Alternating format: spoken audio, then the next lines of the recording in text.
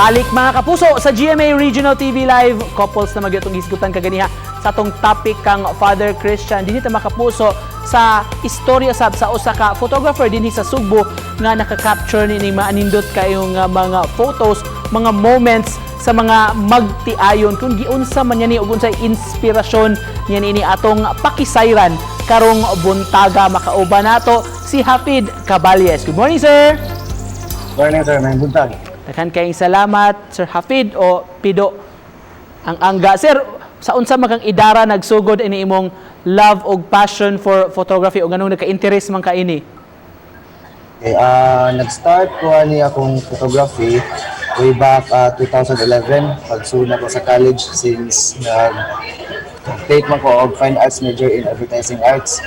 So medyo ang mga subjects ana is na-involve og kanang filmmaking o photography. What was your first camera then, sir? O unsa maka-recall pa ka sa imong first nga photo shoot?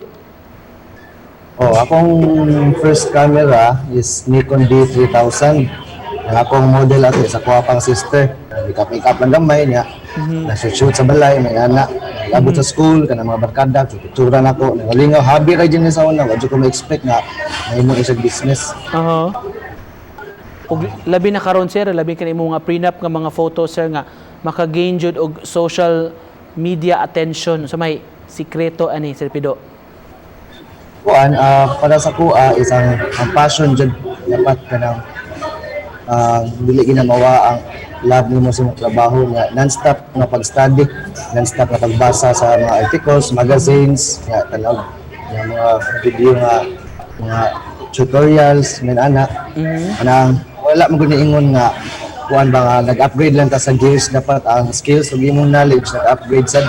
Unsa pa maagi, sir, inyo pagplan o maanindot kay mga concept sa mga prenup nga mga pictorial, sir? Do you suggest it to the couple or sila mismo inyo lang i-apply bali og unsay ilang nagustuhan gyud?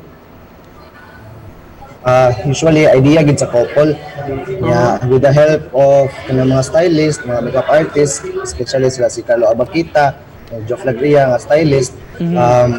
Kanang ma-tuningan ani kanang ma-successful lagi ang shoot since nakaabot may mag-imong mood board, inspirations like mag-set gyud og meeting para ma-achieve na ang ilang unique na mga ideas. Speaking of unique, sir, usa sa unique ninyo nga ideya karong bag-o kining avatar theme sa prenup photo. Can you tell us more about this, sir? Siyempre, sa MUA, sa mga photographers, stylist, makeup artist, kanang dako siya nga pressure sa MUA kay ang paghatag og justice sa ilang unique na concept. Siyempre, sa ilang unique na idea, gisaligan ni sa ilang nga maoy mo execute, so dapat mag-give ni mo ang best. Paduwa naman siguro to ang mag-showing ang Avatar 2. So I think isabay siguro nila ato. Pero Sir Pido, how do you capture those picture perfect moments man? Usually if mag-shoot me kanang parang sa jud ng mga pusing-pusing kayo i-take candid shots gid para ma-sure jud na kanang moments gid ba o para na mga naka-posing gid ang gusto nga makita gid ang ilang sweetness, ang ilang love gid through photographs. Unsa pa yung maabot nga mga konsepto, sir, nga nahunahunaan ninyo for prenup o kining mga weddings? Actually, daghan nami gipaabot atong the Addams Family. So medyo dark, moody, ngana. Matiat nga sunod. Unique na da Addams Family, murag talag sa unjud kay nga konsepto tinuod. Alright, Sir Pido, to cap this off, unsay imong mensahe sa mga nagtan-aw nato karong butag labi sa kining mga couples, sir? Okay. First, salamat ko sa GMA Regional TV for featuring our works, and thank you for inviting me here sa karong buntaga. Pasalamat ko sa katong mga tao nga nagsuporta sa MUA o nagpadayon na nagsuporta. Thank you kayo po ni Carlo Bakita, ni Joe Flagria for making the impossible possible about ang mga concept na mga out of the box kayo.